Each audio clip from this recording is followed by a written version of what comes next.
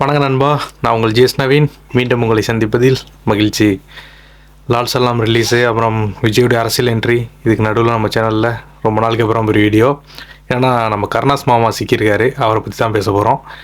என்ன கருணாஸ் மாமா அப்படிங்கிறீங்களேன்னா அதுக்கு விஷயம் இருக்குது. அதை என்ன அவ்வளோ உரிமையாக மாமா அப்படிங்கிறீங்களே அப்படின்னா உங்களுக்கே தெரிஞ்சிருக்கும் நேரத்துலேருந்து நடந்த சம்பவங்கள். இதையும் நம்ம சேனலில் நம்ம பேசுகிறோம் அப்படின்னா அவருக்கு திருப்பி கொடுக்க வேண்டிய அடிகள் சில இருக்குது. அதுக்கான நேரம் வரட்டும்னு தான் காத்திருந்தோம். அதே மாதிரி சிக்கியிருக்காரு. அதுக்கிடையில் பிஸ்மி விஜய் ரசிகர்களுடைய பிரச்சனை பெரும் பிரச்சனையாக போயிட்டுருக்கு சோசியல் மீடியாவில். நம்ம ஏற்கனவே சொல்லியிருக்கோம், பிஸ்மி காசு கொடுத்தா எந்த பக்கம் வேணாலும் பேசுவார். ஸோ அந்த மாதிரியான நபர், அவருக்கு சப்போர்ட் பண்ணாதீங்கன்னு சொல்லி விஜய் ரசிகர்களுக்கு 2018-17 நம்ம தலைவர் ரசிகர்கள் நிறையா ரெக்வஸ்ட்லாம் கொடுத்துக்கிட்டே இருந்தோம். ஆனால் அன்றைய காலகட்டத்தில் பார்த்திங்கன்னா பிஸ்மி தான் ஃபஸ்ட்டு ஆரம்பிச்சு விட்டது, விஜய் தான் அடுத்த சூப்பர் ஸ்டார்னு சொல்லி ஒரு பிரச்சனையே. அன்றைக்கி ஆரம்பித்த பிரச்சனை தான் இன்றைக்கி வரைக்கும் தலைவர் ஃபேன்ஸுக்கும் விஜய் ரசிகர்களுக்கும் நடுவில் ஒரு சண்டையை உருவாக்கி இவ்வளோ பெரிய விஷயமா இன்றைக்கி விஜய் அரசியலுக்குள்ளே வந்த பிறகுமே தலைவருடைய ஃபேன்ஸ் எதிர்த்து நிற்கிறாங்க. ஸோ இந்த பிஸ்மி தான் பார்த்தீங்கன்னா முதல்ல இந்த 2018-17 காலகட்டத்தில் தலைவர் அரசியலுக்கு வர்றேன் அப்படின்னு சொல்லும்போது இந்த பிரச்சனையை கிளப்பினார். தில்ராஜ் சொன்னாலும் சரி சொல்லலைனாலும் சரி, இன்றைய தேதியில் விஜய் தான் தமிழ் சினிமாவின் நம்பர் 1 ஹீரோ. விஜய் தான் ரியல் சூப்பர் ஸ்டார், அதில் மாற்றமே இல்லை. ரஜினி முன்னாள் சூப்பர் ஸ்டார். நம்ம என்ன பண்ணுறோம், ஒரு கௌரவத்துக்காக அவர் சூப்பர் ஸ்டார்னு சொல்லிக்கிட்டு இருக்கோம். விஜயுடைய வியாபாரம் ரஜினி படத்தை விட மிகப்பெரிய அளவில் அதிகமாக இருக்குது, பல மடங்கு அதிகம். அதே மாதிரி அவர் வாங்குகிற சம்பளம் எல்லாமே விஜய் நம்பர் 1 தான், அதில் மாற்றமே இல்லை. இன்னைக்கு ரஜினிக்கு மார்க்கெட்டில் விஜய் தான் நம்பர் 1, அதனால தான் அரசியல் போகிறாரு அப்படின்னு. ஸோ அந்த டைமில் பார்த்தீங்கன்னா தெளிவாகவே தெரிஞ்சிச்சு, டிஎம்கே ஆட்சிக்கு கொண்டு வர்றதுக்கு டிஎம்கேக்கு எதிராக யாராவது புதுக்கட்சி மிக்க மக்கள் செல்வாக்கூட யாராவது வந்துட்டால் அவங்களுக்கு எதிராக அவதூறு கருத்துக்களை தொடர்ந்து சொல்கிறத வேலைகளை பிஸ்மி, அந்தணன், அப்புறம் சவுக்கு சங்கர், இந்த மாதிரி ஆட்கள்லாம் தொடர்ந்து செஞ்சாங்க. அதில் ஒரு படி மேலே போய் தான் பிஸ்மி சொன்னது விஜய் தான் இன்றைக்கி நம்பர் 1, ரஜினி ஒன்றும் இல்லை அப்படின்னு. அன்னைக்கு பார்த்தீங்கன்னா 2.0, கபாலி, அப்புறம் பேட்டை, இந்த மாதிரி ஹிட்டு படங்களை தலைவர் கொடுத்துட்டு இருந்தார். ஆனால் கொஞ்சம் கூட மனசாட்சி இல்லாமல் எல்லா படங்களும் ஃப்ளாப் அப்படிங்கிற மாதிரி பிஸ்மி ஒரு பிரச்சாரத்தை செஞ்சுக்கிட்டே இருந்தார். இதை அன்றைக்கி விஜய் ரசிகர்கள் புரிஞ்சிக்காமல் இதை நிறையா சோசியல் மீடியா எடுத்து வச்சு ரஜினிக்கு எதிராக ட்வீட் போடுறது. இங்கே பார்த்தீங்களா, பிஸ்மி பத்திரிகையாளரே சொல்லிட்டாரு, விஜய் தான் நம்பர் 1, தலைவர் ஃபேன்ஸ்லாம் ரஜினி ஃபேன்ஸ்லாம் ஒதுங்கிக்கணும், இனிமேல் நீங்கள்லாம் ஒன்றுமே இல்லை அப்படிங்கிற மாதிரி அன்னைக்கு இந்த பிஸ்மி பேசுனதை தூக்கி வச்சு பேசிக்கிட்டு இருந்தாங்க. இப்போ ரஜினி சாரும் அந்த கொரோனாவுக்கு அப்புறம் அரசியலுக்கு வரல, ஒதுங்கிட்டார். இப்போ விஜய் அரசியலுக்கு வந்துட்டார். களம் பார்த்திங்கன்னா மாறிடுச்சு. என்னென்னா இப்போ இதே பிஸ்மி விஜய் தான் நம்பர் 1, விஜய் செல்வாக்கு மிக்க நபர் அப்படி இப்படின்னு பேசிக்கிட்டு இருந்தவர் இன்றைக்கி விஜய்க்கு எதிராக பேச ஆரம்பிச்சிட்டாரு. தொடர்ந்து அவருடைய வலைபேச்சு சேனலில் இருக்கட்டும், இல்லை அவருடைய சொந்தமாக அவர் வச்சிருக்கிற அவருடைய வலைபேச்சு பிஸ்மிங்கிற யூடியூப் சேனலில் தொடர்ந்து விஜய்க்கு எதிரான அவதூறு செய்திகளும் சரி, இல்லை கண்டனங்களும் சரி, தொடர்ந்து விஜய்க்கு எதிராக பேசிக்கிட்டே இருக்கார். விஜயுடைய அரசியல் என்ட்ரி வந்த நாள்லேருந்து நீங்கள் கவனிச்சிங்கன்னா வலைபேச்சை உங்களுக்கு அந்த டிஃப்ரெண்ட் நல்லாவே தெரியும். ஏன்னா திமுகவுக்கு எதிராக விஜய் வளர்ந்துடக்கூடாதுங்கிற அந்த வேலையை இன்றைக்கி ஆரம்பிச்சிட்டாங்க. நிறையா விஜய் ஃபேன்ஸ் கூட நானும் பார்த்தேன், ட்விட்டர்லாம் சொல்லியிருந்தாங்க, இந்த பிஸ்மி எச்சப்பைய தான் தலைவர் ரசிகர்களுக்கும் நமக்கும் சண்டையை மூட்டி விட்டான், அன்றைக்கி நம்ம இவன் பேச்சை கேட்டு பண்ணது தப்பு அப்படிங்கிற மாதிரி நிறையா விஜய் ஃபேன்ஸ்லாம் ட்வீட் போட்டதெல்லாம் நான் பார்த்தேன். ஸோ இன்றைக்காவது புரிஞ்சிருக்குன்னு நினைக்கிறேன் அவங்களுக்கு. நல்லவங்க டைலாக் ரீச் ஆகும், என்ன கொஞ்சம் லேட் ஆகும், இப்போது உனக்கு ரீச் ஆச்சா. விஜய் ரசிகர்கள் பிஸ்மி விவகாரம் இப்படி போயிட்டுருக்கு. அப்புறம் இன்னொரு பக்கம் அந்த அஜித் அட்டாக் பண்ணி அது ஒரு பக்கம் போயிட்டுருக்கு. இதுக்கு நடையில் தான் நம்ம கருணாஸ் விஷயம் சிக்கினுச்சு நமக்கு.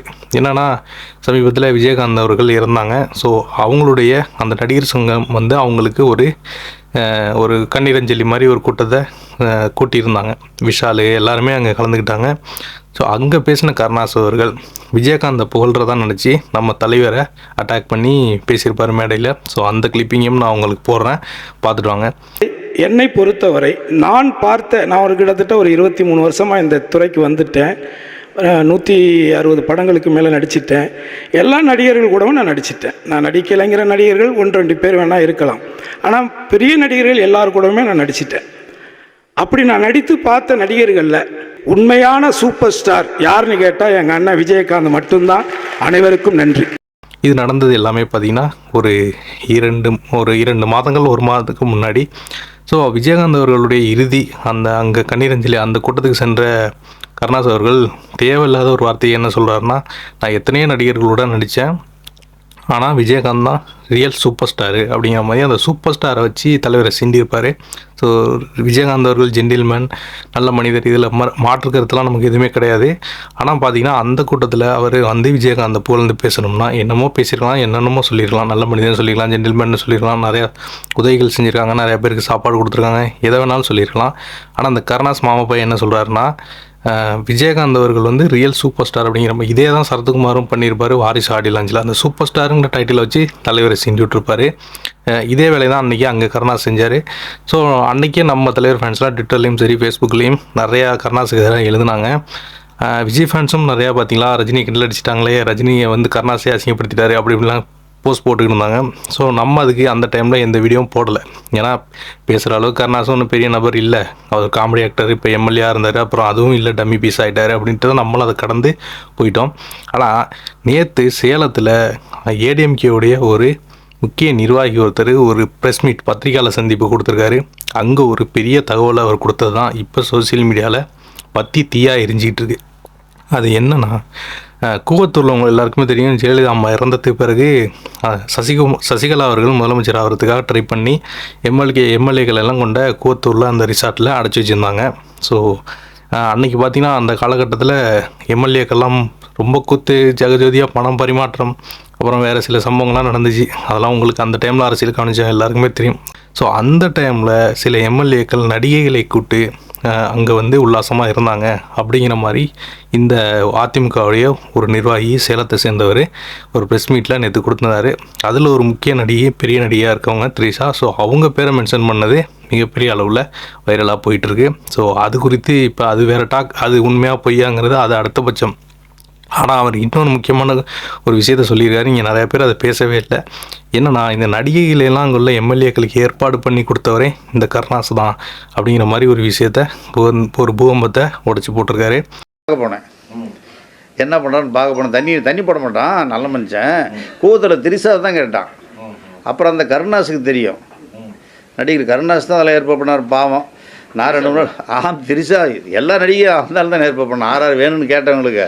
இப்போ கூவத்தூர் நடிகைலாம் கொண்டு வந்தாங்களா? எல்லா நடிகையும் இருந்தாங்க, அதெல்லாம் வந்து சொல்ல முடியாதுல்ல, நிறையா இருக்குது. அவனுக்கு தேவையானதை பூர்த்தி பண்ணாங்க பாவம். ஸோ இப்போ சோசியல் மீடியாவில் பார்த்திங்கன்னா அங்கே திரிசா வந்தாங்களா இல்லையா கூவத்தூர் ரிசார்ட்க்கு, அந்த எம்எல்ஏ சொன்னதெல்லாம் உண்மையா, இதை தான் பேசிகிட்டு இருக்காங்க.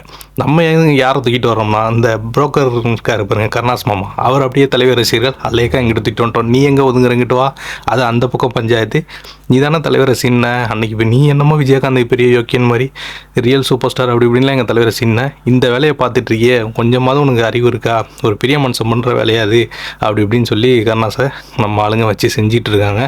இந்த கருணாஸ் பார்த்திங்கன்னா, இந்த கருணாஸ் மாதிரியான ஆட்கள்லாம் பார்த்திங்கன்னா எப்படின்னா, இதே கருணாஸ் அவர்கள் ஒரு 10 ஆண்டு 15 ஆண்டுகளுக்கு முன்னாடி நினைக்கிறேன், அந்த கிளிப்பிங் நான் வேணால் உங்களுக்கு போடுறேன், தலைவர் அரசியலுக்கு அப்போவே வரப்போகிறான்னு சொல்லிட்டு மீடியாலாம் ஒரு பெருசாக ஒரு நியூஸ் எழுதிட்டு இருந்தாங்க. ஸோ அந்த டைமில் தலைவர்கிட்ட ஒரு துண்டை போட்டு வைக்கிறதுக்காக, நீங்கள் தான் உண்மையான முதலமைச்சர், நீங்கள் நினச்சா நாளைக்கே சிஎம் அப்படிங்கிற மாதிரி ரஜினி சாரை வச்சுட்டு மேடையில் பயங்கரமாக பேசியிருப்பார்.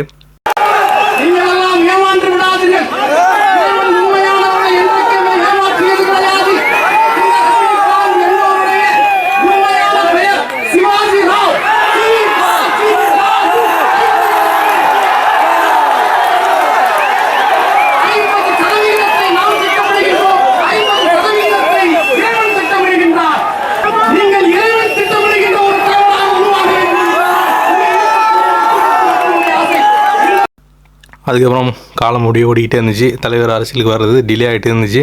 திரும்ப ஜெயலலிதா அம்மா ஆட்சிக்கு வர போகிற டைமில் அவங்கக்கிட்ட போய் கையில் காலில் விழுந்து அவங்கள்ட்ட இந்த திருவாடனைன்னு நினைக்கிறேன் ஒரு தொகுதி, அதை தான் அவங்க அந்த டைமில் ஒதுக்குனாங்க. ஸோ அந்த இந்த கருணாஸுடைய சமூகம் அந்த பகுதியில் அதிகம். ஸோ அந்த ஓட்டை வாங்குறதுக்காக இவரை எம்எல்ஏ ஆக்குனாங்க.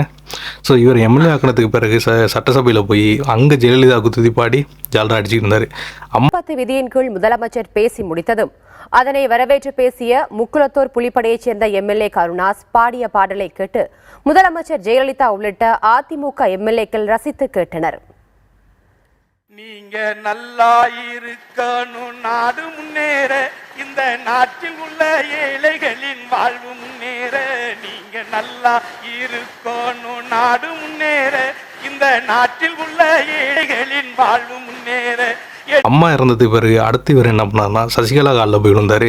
ஸோ சசிகலா தான் அடுத்து முதல்வர் ஆக போகிறாங்க, அவங்கக்கிட்ட போயிட்டு ஒரு துண்டை போட்டு வைப்போம், அவங்க முதலமைச்சர் ஆகிட்டா அங்கிட்டு ஒரு எம்எல்ஏ எம்பி பதவியோ வாங்கிடலான்னு. சசிகலாவும் வரல, அவங்களும் ஜெயிலுக்கு போயிட்டாங்க. அடுத்து எடப்பாடி வர்றாரு. அங்கே தான் இந்த நம்ம சொன்ன இந்த கூத்தூரில் நடந்தது. நடிகைகளை எல்லாம் அழைச்சாந்து இந்த எம்எல்ஏக்களுக்கு கொடுத்தாரு கருணாஸ் அப்படிங்கிற மாதிரி இந்த குற்றச்சாட்டு வந்துருக்குல்ல. இதெல்லாம் எடப்பாடி கிட்ட எம்எல்ஏ ஆகிறதுக்கு இவர் பண்ண வேலை. இதில் இன்னொரு ஹைலைட்னா நடுவில் ஓபிஎஸோட போய் சேர்றதுக்கும் கருணாஸ் சில வேலைகளை பார்த்தாரு. ஸோ அதுவும் நடுவில் நடந்துச்சு. அதை வந்து தந்தி டிவியில் ஒரு இன்டர்வியூவில் நம்ம ரங்கராஜ் பாண்டே போட்டு கிழிச்சு எடுத்துருப்பார் இவரை கூப்பிட்டு வச்சு. ஸோ அங்கே நீங்கள் கோத்தூரில் எதாவது நடந்திருக்கு, நீங்கள் எதாவது சொல்ல மறுக்கிறீங்க அப்படின்னு சொல்லி ரங்கராஜ் பாண்டே ரொம்ப ஸ்ட்ராங்காக திரும்ப அந்த கேள்வி கேட்பார். கருணாஸ் வந்து அது அந்த டயத்தில் மலுப்பலாக ஒரு பதில் சொல்லியிருப்பார். ஸோ தந்தி டிவியில் நேர்காணல் நம்ம ரங்கராஜ் பாண்டே கேள்விக்கு என்ன பதில் அப்படின்னு ஒன்று நடத்தியிருப்பார். முடிஞ்சால் அதில் கருணாஸ் இன்டர்வியூ இருக்கும், டயர் தான் பாருங்கள். இந்த வீடியோவில் அந்த கிளிப்பிங் என்னால் போட முடிஞ்சால் கண்டிப்பாக எடிட் பண்ணி போடுறேன், அதையும் பாருங்கள். ஸோ இப்படிப்பட்ட கருணாஸ் போன்ற நபர்கள்லாம் நம்ம தலைவர் சீன்றது தான் நமக்கு ரொம்ப கடுப்பாது. என்ன சொல்கிறது, இந்த நபரெல்லாம் என்ன விமர்சனம் பண்ணாலும் நமக்கு தான் அசிங்கம் மாதிரி இருக்குது. ஸோ என்ன சொல்கிறது, ஒரு நல்ல மனுஷனா நீங்கள் கெடுதலாக ஒன்று நினச்சிங்கன்னா உங்களுக்கு காலம் சுற்றி வந்து ஒரு கெடுதலை நினைக்கும். அன்றைக்கி தலைவரை சீனிங்க, இன்றைக்கி பொது வெளியில் அசிங்கப்பட்டு நிற்கிறீங்க கருணாஸ்.